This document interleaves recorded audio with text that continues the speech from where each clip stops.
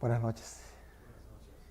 Gusto en verles y poder saludarles. Y esta noche vamos a hablar acerca de otra de las obras que hace el Espíritu del Señor en la vida de aquellos que se acercan a Él.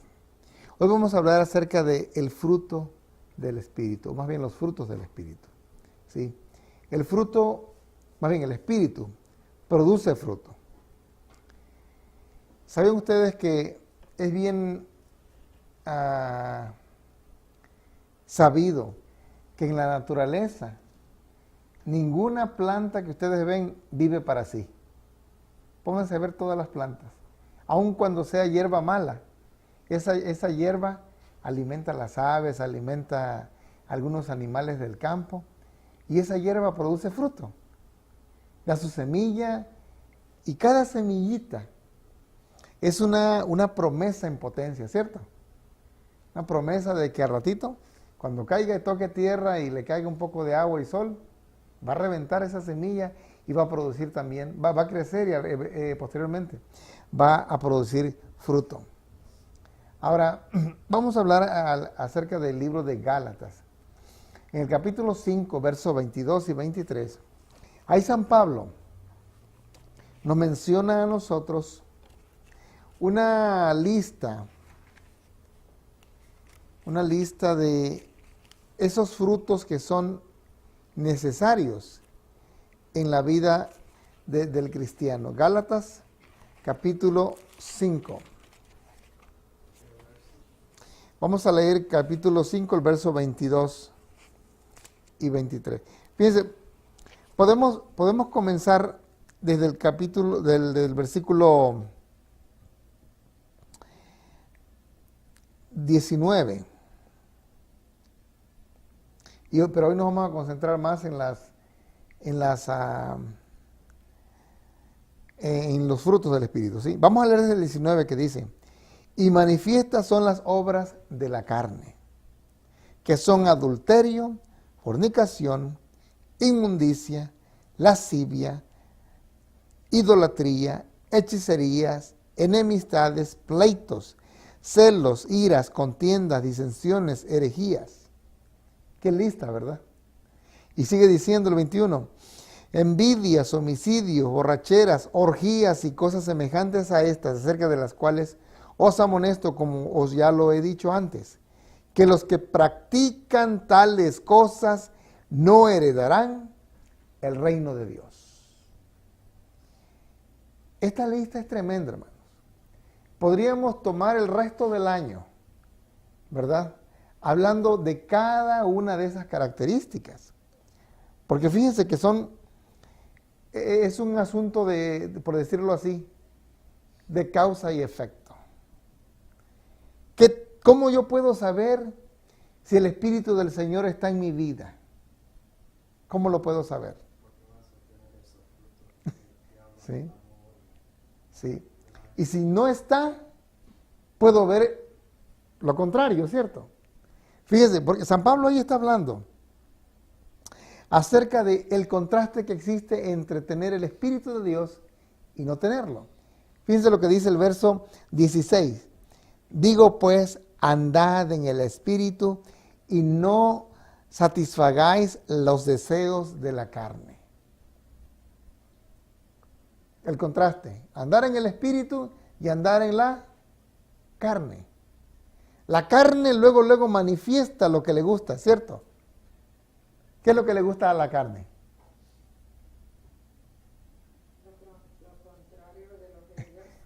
De lo contrario que Dios quiere, ¿verdad? De lo contrario del Espíritu. Buena respuesta. Exacto. Fíjense, dice el 17, porque el deseo de la carne es contra el Espíritu. Bien lo dijo usted. Y el del Espíritu es contra la carne, y estos se oponen entre sí para que no hagáis lo que quisierais. San Pablo mismo decía, ¿verdad?, que cuando él quería hacer lo bueno, no lo hacía. Y cuando no quería hacer lo malo, dice, ahí luego sacaba su cabeza los frutos de la carne, ¿verdad? Por lo tanto, algunas personas decían, bueno, San Pablo decía eso antes de ser cristiano. No. antes de conocer a Cristo. San Pablo antes de conocer a Cristo ya era fariseo y los fariseos eran estrictos en muchas cosas, ¿verdad? Es que realmente aun cuando uno conozca a Cristo, de vez en cuando, ese lobo que todos llevamos dentro va a asomar la cabeza, ¿cierto? Y cuando asoma la cabeza, va a tratar de comer lo más que puede. Va a tratar de alimentarse para poder crecer. ¿Sí? Y es realmente ese lobo que todos llevamos dentro tiene una sed insaciable, una sed de deseos de la carne. Cuentan por ahí que los esquimales, para matar, o aquella gente que vive allá en el área el norte del país, ¿verdad? Allá por Montana, todas esas áreas donde ha habido lobos que se comen sus ovejas o el rebaño, y todas esas áreas de por allá, algunos esquimales, ¿saben cómo matan al lobo? Al lobo agarran un cuchillo bien filoso, filoso por ambos lados, y lo ponen así punta hacia arriba. Lo meten en una cubeta y le ponen sangre de oveja o de algún animal. Lo cubren. Eso se congela. Es una bola de hielo, pero el cuchillo ya está. Y lo ponen por donde saben que va a venir el lobo. El lobo llega y olfatea la sangre. Y comienza a lamer ese hielo. Es como estarse chupando un helado de sangre. Pero es tanta su pasión por la sangre que la está disfrutando. Y con esa lengua va derritiendo poco a poco el hielo. ¿Y qué se va asomando? En la punta del cuchillo. Y esa lengua toca posteriormente el cuchillo. Y de repente el lobo siente esa sangre rica, sabrosa, tibiecita. Y la empieza a tomar. Y se está llenando de esa sangre misma de él. Exacto. Y esa lengua la tiene medio entumida por el frío del hielo, pero a la vez esa sangre está fluyendo ahora de su lengua cortada. Cada lamida es un corte que se da en la lengua. Finalmente el animal muere ahí desangrado. La sed insaciable de sangre es su misma muerte. Nosotros, hermanos, cuando le permitimos a esos deseos que hay en nuestra vida, que afloren, que salgan a flote, nosotros mismos estamos produciéndonos esas lastimaduras que posteriormente nos van a llevar a una muerte segura. Eso lo dice aquí San Pablo. Dice, como ya os lo he dicho antes, la mitad del verso 21. Dice que los que practican tales cosas, ¿qué va a pasar? No heredarán el reino de Dios. Pero díganme ustedes, pastor, ¿quiere decir que cuando yo me enemisto con alguien, no estoy siendo guiado por el Espíritu? Cuando yo comienzo a pleitearme, a vivir con pleito. ¿Ustedes conocen gente que se le viven pleiteando, hermanos? Yo conozco personas que no son felices. Para ellos el pelearse es como la adrenalina, como un alimento para ellos. ¿Sí? Les gusta sentir esa adrenalina que corre, el estar peleando con medio mundo. Los celos. ¿Los celos son malos? Sí. Y muchas veces pensamos que celos tiene que ver solamente en cuanto a la pareja. Eso es punto y aparte. Celos profesionales, hermanos. que aquel es mejor que yo en el trabajo, o lo ascendieron de puesto a cierta persona, ¿qué hacemos? ¿Se cree mejor que nosotros? Ah, bueno, pues vamos a meterlo en puntapié para poder tirarlo de ahí donde está, de ese pedestal. O vamos a hablar mal de él, o vamos a inventarle alguna calumnia, de tal manera que esa persona pierda ese trabajo, pierda ese puesto. Iras. La ira es mala. ¿Quién no se enoja? Mismo San Pablo da la pauta, dice, airaos, pero no qué, pero no pequéis. O sea que, ¿hay ira santa? Pregunto, ¿habrá una ira santa? Sí. ¿Sí? ¿Cómo cuál? A ver. Se da ira cuando ve que las cosas de Dios no se están haciendo como se deben. Exacto. Mismo Jesús experimentó eso. Cuando él un día entró ahí al templo y ve que allá tenían ovejas, vacas, gallinas, chivos, etcétera, etcétera. ¿Y qué estaba haciendo la gente? Vendiendo. Eso se había convertido en un mercado. Ahí había el fraude. Mira, te vendo una oveja limpiecita. Y sin saber que esa oveja posiblemente ya había sido lastimada. Mira, te la doy más barata, de todos modos, pues la vas a matar. Y etcétera, etcétera. Ahora fíjense. Aquí vemos entonces nosotros que la ira es aceptable cuando tú te indignas cuando no se está haciendo lo que Dios manda. Te indignas cuando ves a alguien sufriendo y que nadie lo ha podido levantar y tú debes de ser ese agente de cambio. Dice contiendas, disensiones, herejías.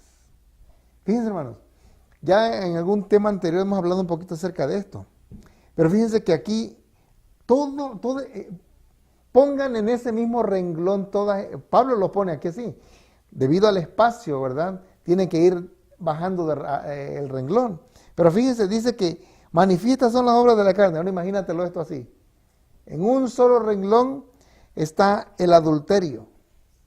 ¿Sí? Y sigue en esa misma línea la fornicación, dice. La inmundicia. ¿Qué es la inmundicia?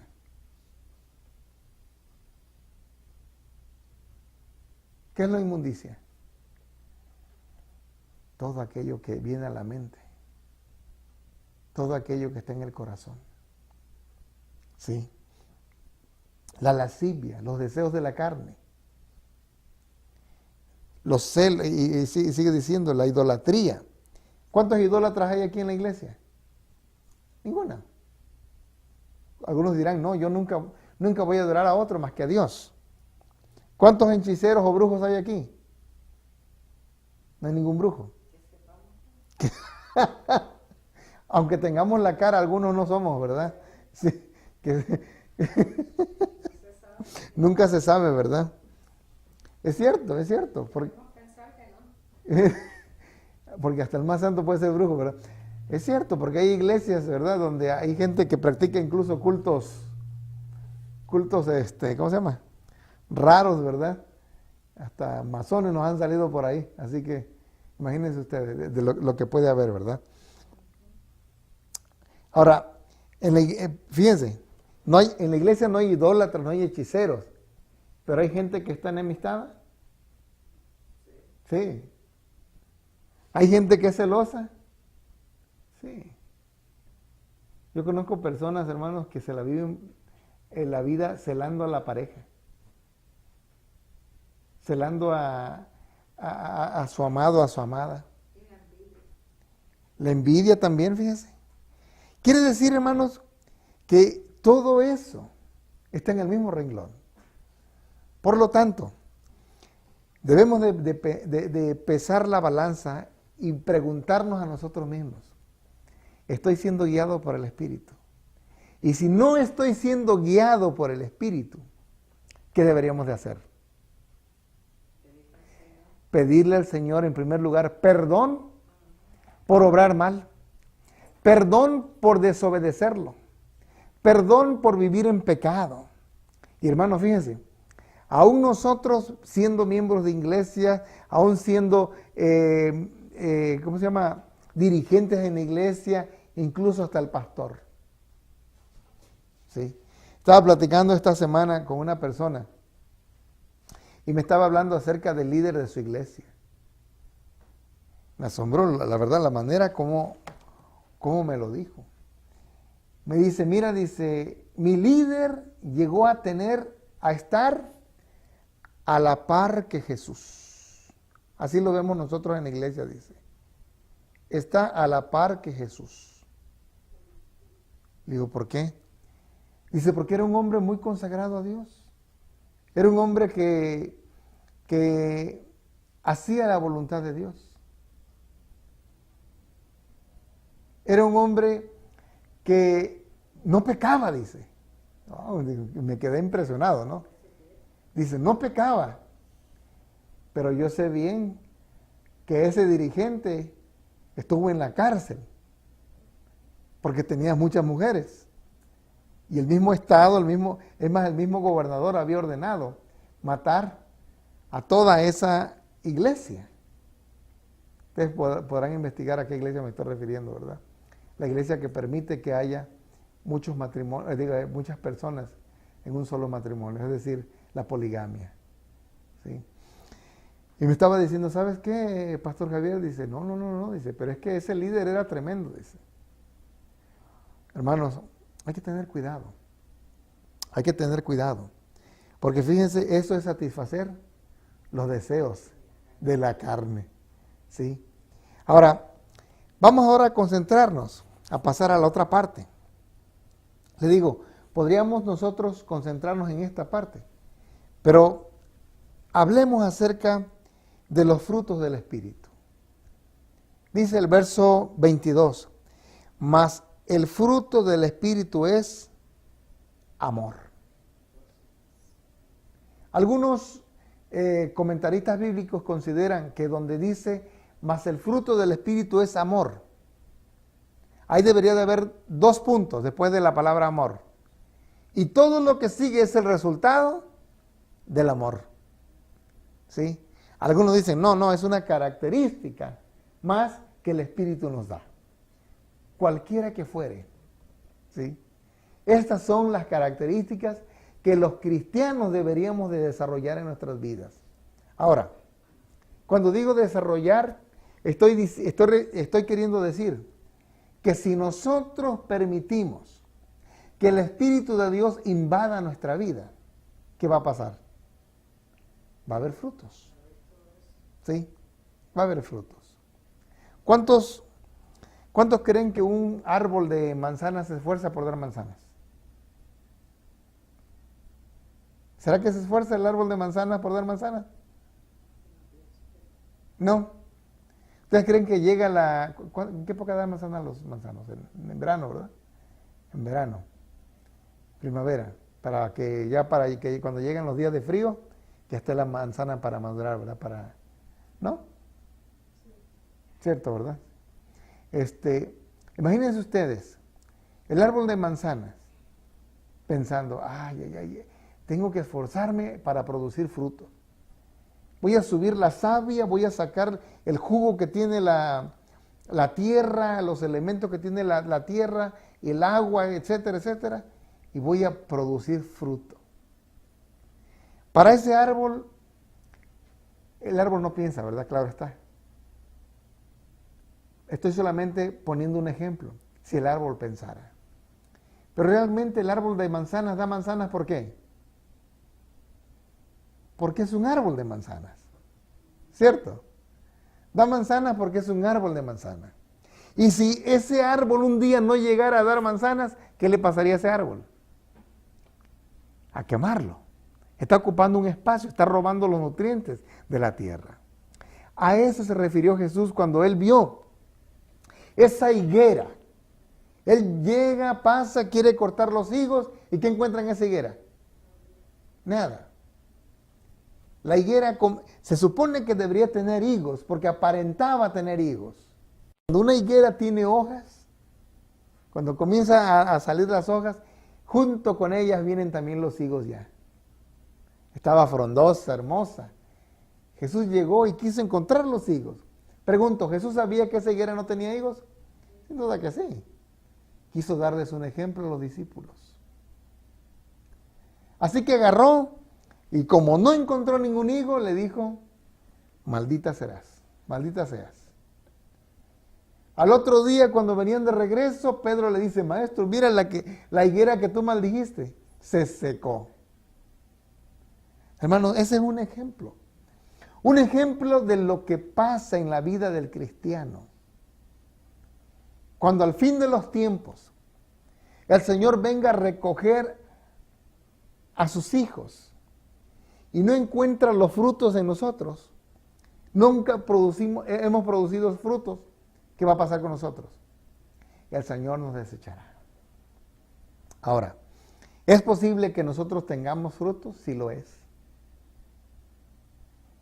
¿Recuerdan que vimos la semana pasada? Y vuelvo a repetir ese texto. El texto de Hechos capítulo 2. Hechos capítulo 2.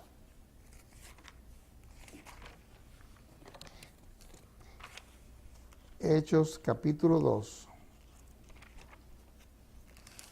El verso 38.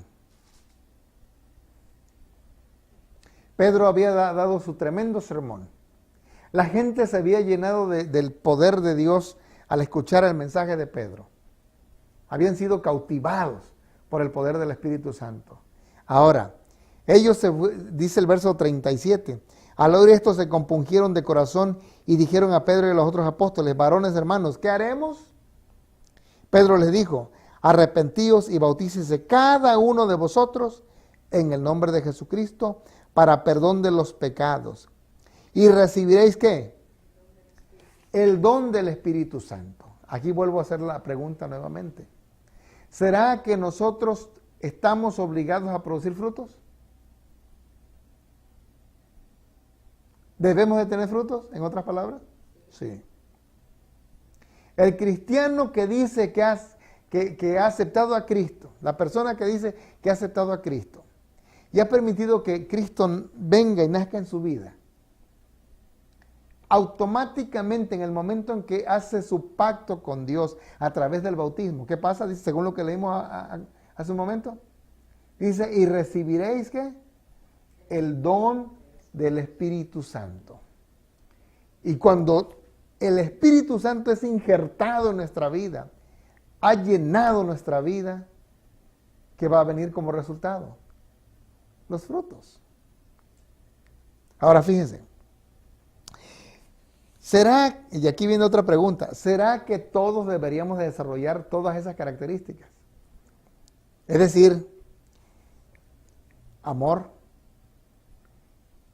gozo, paz, paciencia, benignidad, bondad, fe, mansedumbre, templanza, etcétera, etcétera.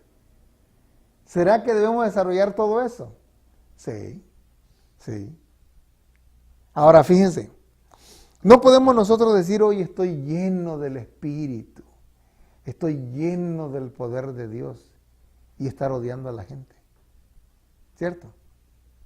Tampoco podemos decir hoy estoy lleno del Espíritu Santo y andarnos quejando constantemente de lo pesado que es ser cristiano. No hay gozo. Yo conozco personas que se la pasan la vida quejando de su triste vida ahora que son cristianos. Dice, les pongo el ejemplo. Si usted me hubiera conocido, pastor, antes cuando yo no era cristiano, yo tenía mucho dinero, me iba mejor. ¿Han escuchado ustedes esa frase? Yo he conocido mucha gente que dicen, antes que yo fuera cristiano me iba mejor. Ahora que soy cristiano mi vida es desgraciada. Bueno, pues vuélvete allá. Vuélvete allá porque no estás disfrutando. Estás comparando y para ti te pesa el haber perdido antes o perdido lo que antes tenías. No valoras, ¿verdad? tesoro, la perla de gran precio, el tesoro escondido que encuentras ahora en Cristo Jesús. Por lo tanto, si en el corazón del cristiano no hay gozo, algo está pasando. Necesita uno entonces pedir la bendición, pedir la guía del Espíritu Santo. Dice que también nosotros necesitamos paz.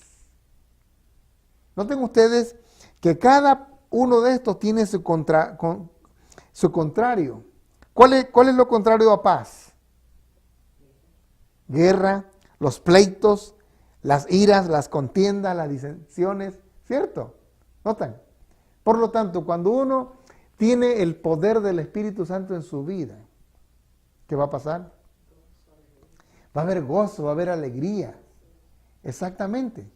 Vamos a dejar de estarnos quejando de nuestra triste condición como cristianos.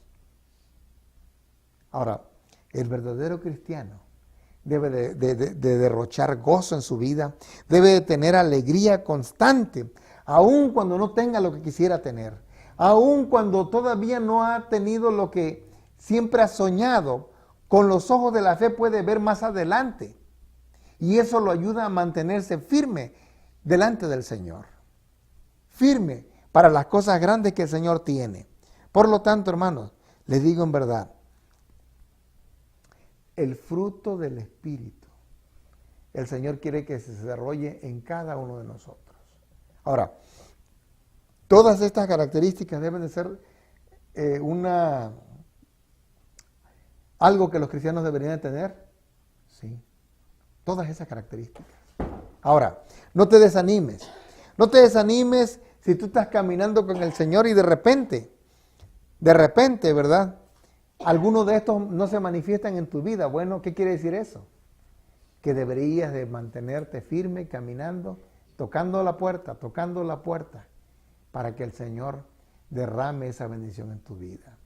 Ahora fíjate, el Señor la derrama en la medida en que nosotros estamos dispuestos a recibir esa bendición. El Señor no puede entrar cuando nuestra vida, nuestro ser está lleno.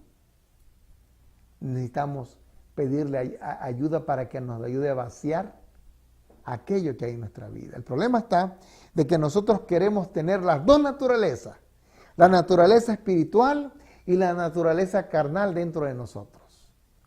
De ahí que nosotros durante la semana nos agarramos a golpe, nos peleamos, gritamos, decimos maldiciones, lo que sea. Llega el fin de semana, voy a la iglesia, ¿verdad? Voy a la iglesia y soy todo un santo. En cuanto terminan las 2-3 horas que estoy en la iglesia, volvemos a ser el mismo lobo de antes. Hermanos, eso un día se va a acabar, ¿saben ustedes? Eso un día se va a acabar. Se acaba cuando nosotros nos consagramos al Señor, y si no, el día en que nosotros vayamos a la tumba. Y después de eso, vendrá la condenación para aquellos que nunca quisieron rendirse completamente al Señor. Saben, hermanos, que esto es una verdad bien vertida en la Biblia. El Señor está dispuesto a transformar nuestros corazones. Los apóstoles, si ustedes se ponen a ver la vida de los apóstoles, cada uno de ellos tenía tremendos defectos de carácter, ¿cierto? Podríamos nosotros analizar. Dice aquí que uno de los frutos del Espíritu es fe. Díganme ustedes, ¿Pedro tuvo fe? Un día que se comenzó a caminar en el agua, Jesús, ¿qué le dijo? ¿Por qué dudaste, hombre de poca fe? Mismo Pedro negó al maestro. ¿Qué en cuanto a Tomás? Si yo no lo veo, no lo creo. Noten ustedes. Y podríamos enumerar, ¿verdad?, a Juanito, a Jacobo, a todos ellos. Y podríamos encontrar nosotros tremendos defectos, porque para eso somos buenos nosotros, encontrar defectos en los demás. Pero noten ustedes que estos hombres tenían algo que nosotros deberíamos de tener. Perseveraron. A excepción de Judas, que realmente Judas nunca quiso rendir su corazón por completo al Señor. Ese es un ejemplo que quedó también en la historia, para que nosotros aprendamos de Él, a no hacer lo que hizo, a hacer lo que hicieron los demás discípulos. Imagínense ese discípulo que era el hijo del trueno, Juan junto con su hermano. Después de ser conocido como el hijo del trueno, ¿cómo llegó a ser conocido después? El discípulo amado, o el discípulo del amor. ¿Qué había pasado? Se había dejado transformar por el poder del Espíritu Santo. Y tú y yo podemos experimentar lo mismo cuando le dejamos al Señor que haga su obra en nosotros. Vez tras vez, tras vez, tras vez. Tocar la puerta. Y mismo Jesús dice, hey, yo estoy bien cerquita de ti. ¿Sí? Tocar la puerta con la llave de la fe. Abrir la puerta, perdón, con la llave de la fe. Jesús dice, he aquí yo estoy a la puerta y llamo. Si alguno oyere mi voz y abriere la puerta, entraré a él, cenaré con él y él conmigo. El Espíritu de Dios está tocando nuestra puerta esta noche. Y nos está diciendo, mira Juan, María, Pedro, Lola, como te llames. Yo quiero entrar en tu corazón. Déjame entrar. Porque quiero producir frutos para vida eterna. Yo quiero que seas feliz. Yo quiero que tengas amor, que tengas gozo, que tengas paz, que tengas paciencia, benignidad, bondad, fe, mansedumbre, templanza. Contra tales cosas, dice San Pablo, no hay ley. No hay límite. ¿Habrá un límite para el amor? ¿Habrá un límite para la fe? No hay. Y tampoco hay una ley que te condene. ¿Cierto? Y a fin de cuentas, el Señor finalmente dará la bienvenida a aquellos que se dejaron guiar por el Espíritu. Aquellos que nunca quisieron nada con el Espíritu de Dios, prácticamente cometieron el pecado imperdonable. Es decir, nunca se dejaron transformar por Él, nunca pidieron perdón, nunca se arrepintieron de su vida pecaminosa, por lo tanto, no pueden ser perdonados. Y por lo tanto, no disfrutarán de las delicias eternas. Quiere el Señor que nosotros aprendamos a caminar con el Señor. Y en esta noche al concluir, pidámosle al Señor que nos dé su Santo Espíritu para tener una visión completa de lo que Él desea para nosotros y también para poder caminar y hacer lo que Él quiere que hagamos. La vida en Cristo es la vida llena del Espíritu de Dios. Realmente la vida del cristiano es una vida de tremendas batallas. Va el cristiano a batallar, a luchar contra esa naturaleza que está dentro de él, que lo quiere vencer. Esa naturaleza pecaminosa. Pero como ahora el Espíritu Santo mora en nosotros, nosotros vamos a luchar contra esa naturaleza para vencerla y cada día ir alimentando la espiritual para crecer y estar preparados para el día cuando Cristo venga. Vamos a ponernos de pie. Vamos a pedir la bendición del Señor que nos dé su Santo Espíritu para poder caminar como Él quiere que caminemos. Oremos. Amado Padre que moras en los cielos, santificado y glorificado sea tu nombre, Señor. Te damos las gracias porque tú nos invitas a caminar contigo. Señor, muchas veces nosotros, aún conociéndote, nos olvidamos de que tenemos que pedir diariamente la unción de tu Espíritu para poder de esa manera condenar a los deseos de la carne. Pedimos que nos perdones, Señor. Nos ayudes a poder vivir dependiendo de ti. Y en esta noche queremos recibirte, Señor. Queremos, Señor, experimentar el gozo, la paz, el amor y todas las características que enumera San Pablo. Queremos, pues, Señor, que tú nos des ese don para poder vivir una vida plena, una vida llena de tu poder, una vida, Señor, preparando a otros también para el pronto encuentro con nuestro Salvador Jesús. En Él te lo pedimos y agradecemos todo. Amén. Amén. Que Dios les bendiga. Amigos, les saluda el pastor Eduardo Javier y les agradecemos por tomarse el tiempo de ver nuestros videos de parte del ministerio Faithful Servants of Christ Jesus. Además, les invitamos a que busquen constantemente nuestros videos que estamos poniendo. Y de igual manera, nos gustaría que siempre nos dieran un like, un nos gusta. Y de esa manera compártanlo de igual modo con sus amigos. También tenemos otro ministerio radial que se llama La Razón de Vivir.